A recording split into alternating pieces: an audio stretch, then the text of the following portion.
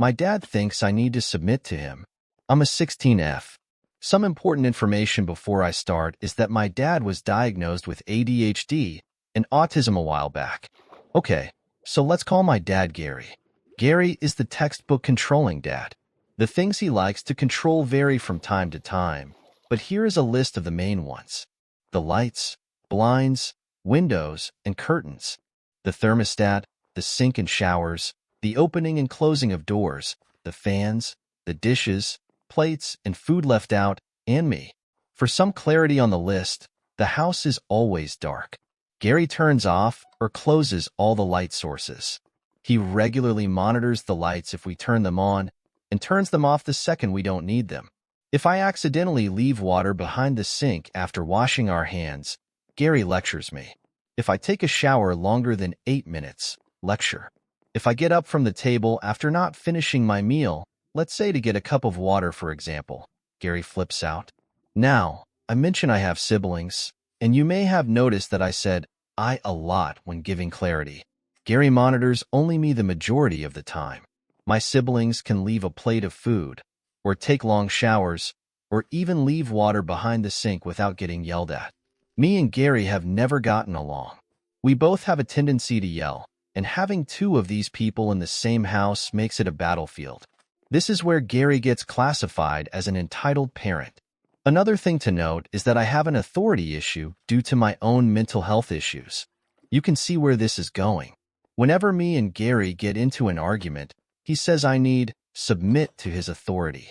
This causes me to get more frustrated, and me getting more frustrated causes us to get in a bigger fight. Gary also instigates fights with me. He says things like, "You want to go nuclear? Let's go nuclear. You are useless. You are stupid.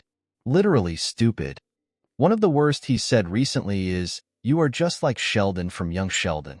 Then he started mimicking me and making fun of me. "You are the single most hating person I've ever met." Some background on me.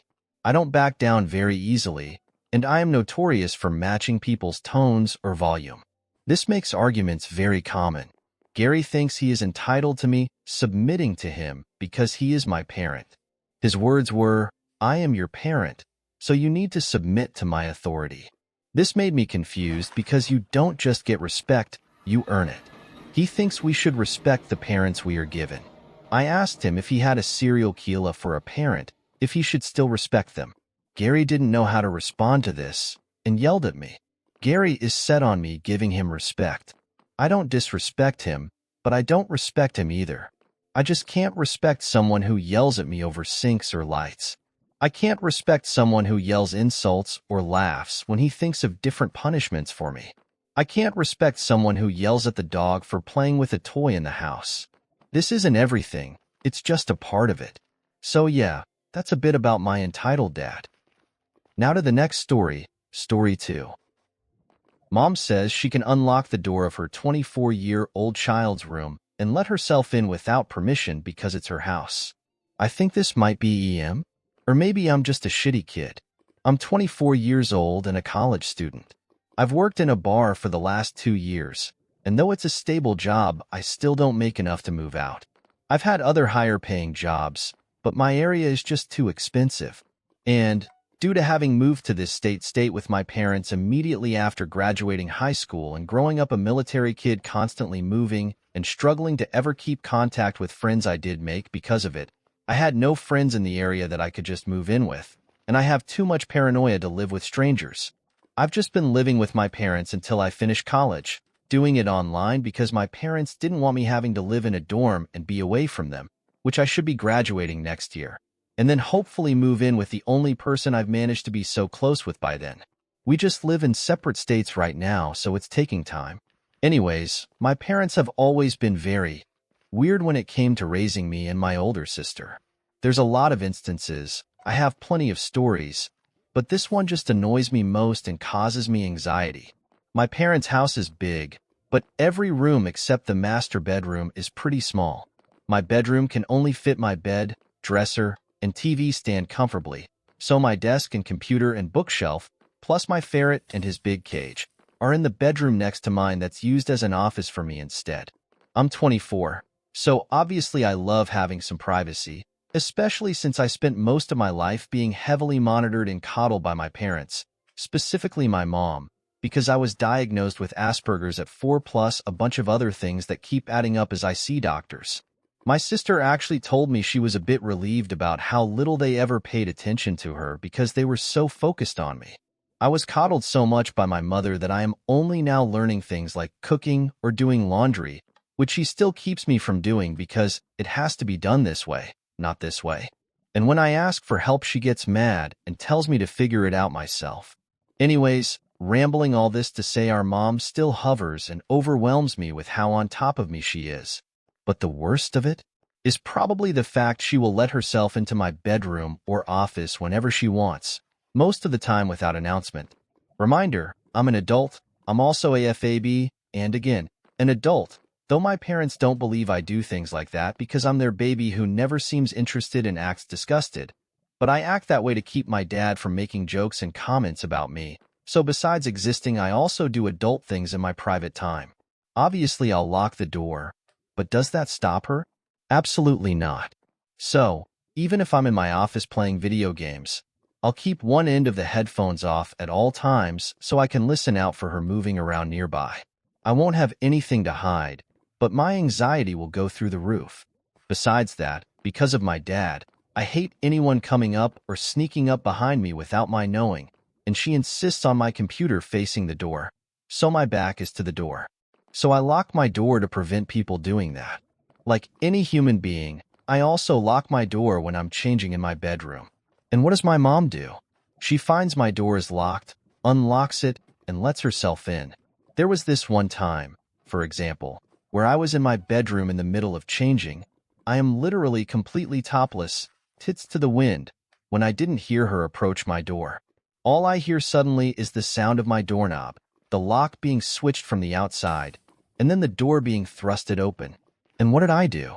I body slammed the door shut and nearly hurt her doing it.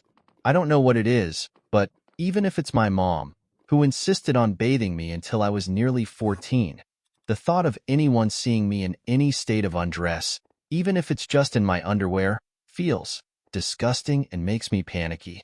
So I'm not joking when I say I was hyperventilating when I slammed into the door to shut it and was quickly trying to dress. While I'm doing that, my mom is shoving into the door trying to force it open, yelling to let her in and that she wanted to tell me to do something. I told her no, that I'm changing and she can't come in. She gave up getting in, mostly because I'm a fairly strong person despite never working out. Unless you count picking up tables and kegs at work for fun exercise, lol, I just like picking up heavy things to see if I can. When I finally let her in, after changing, she's huffing and mad with me, demanding to know why I wouldn't let her in. I repeated that I was changing, and she said, "So? I'm your mother. I made that so I can look at it." I ignored that and said my door was locked, and that she shouldn't just be letting herself in and unlocking my door. She responds with, "I can do what I want. It's my house. If I want in your room, then I'll come into your room. I can unlock your door if I want. What if there was an emergency? What if you were dying? What if I was dying?" I said, "I don't care. I'm an adult. This is my private space. You do not just let yourself in whenever you want. I don't disrespect you and let myself into your room and unlock your door.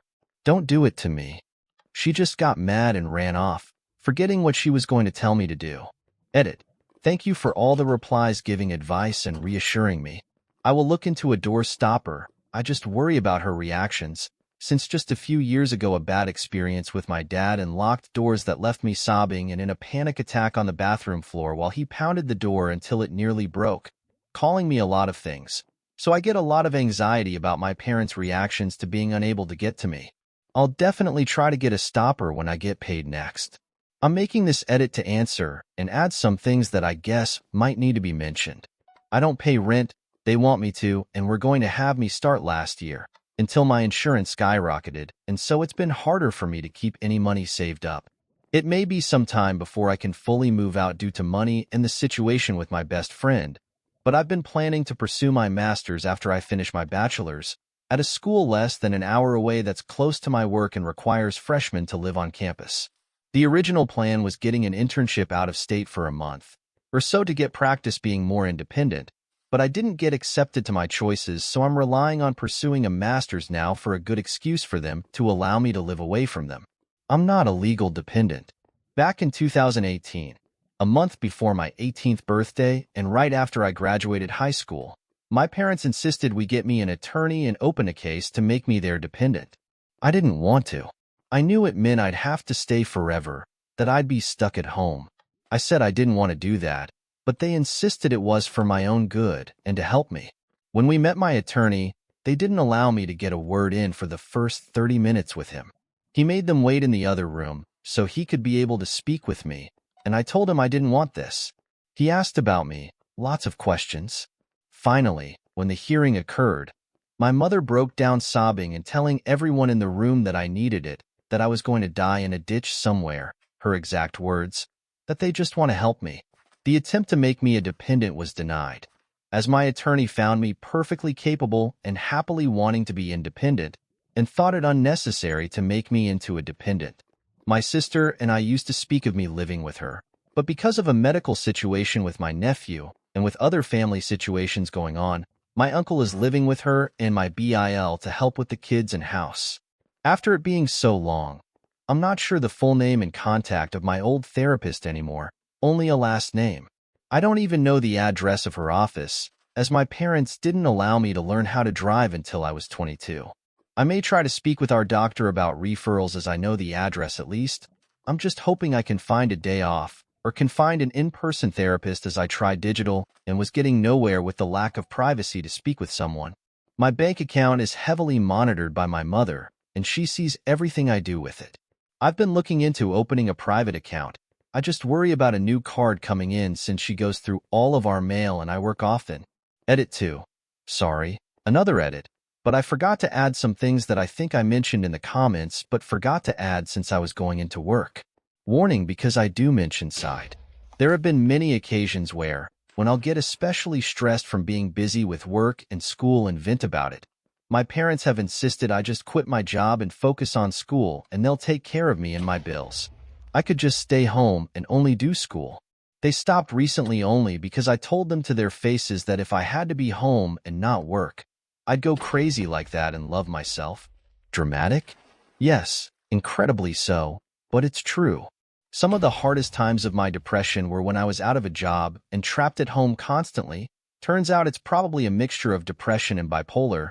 We didn't find out I was bipolar until last year when I first spoke with our most recent doctor. And I did attempt but failed. Not that they noticed, just thought I was acting tired and told me to lay down. A somewhat minor thing, I think. But when I drive places, I have to let my mom know where I'm going. And if she says no, then I can't go.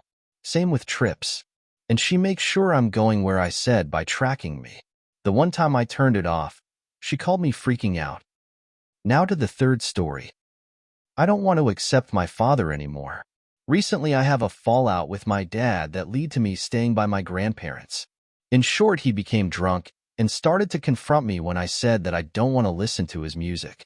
He listened it so loud that I could hear it clearly in my room, which is 2 rooms further away from where he is listening, and yes, my door is closed. In general, it is also thanks to his music that I don't like Vietnamese and refuse to learn it. Both of my parents are Vietnamese. In the past, he has his damn bass near the wall to our neighbor. Therefore, whenever he started to listen to his music, our neighbor started to banging on our door. Sadly, I am the only one that could hear it, as my sister is too nearby the music and my mother doesn't hear that well, so I am mostly the one who opened it and receive our angry neighbor. My mother and my sister don't like the music as well. I don't particularly blame my neighbor, as I understand that he is rightfully frustrated over it, but the situation didn't improve when my father adamantly refused to confront him. I mostly had to pull him over, and it ended that he just screamed at our neighbor and slammed the door, and then it repeated until we could tell him to stop hearing his music. This occurred in the past many times. I am also the one who has to confront our neighbor most of the time, until my father accepted that we moved his places somewhere else. But that was more than enough to make me hate Vietnamese music to the point that my mood hit rock bottom when I hear it.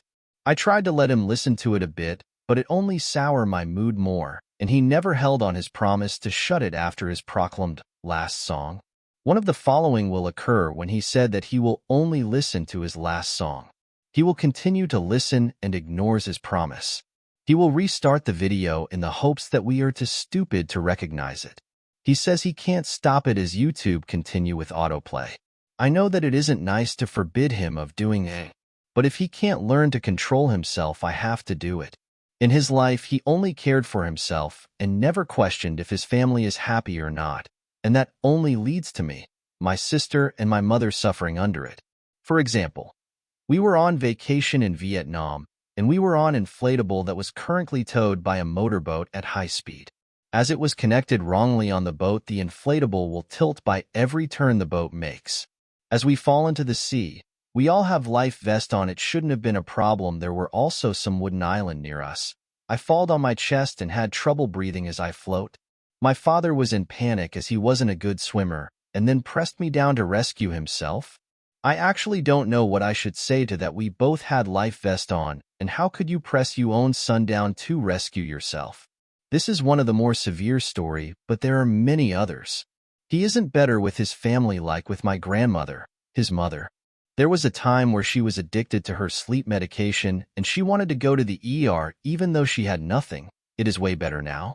My relatives didn't want to risk it and brought her there.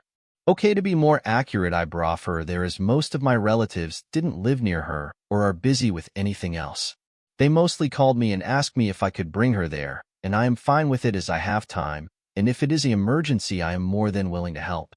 But one time when I was at home, my father joked about the fact that I will probably bring my grandmother to the ER while he doesn't have to do anything and doesn't need to care.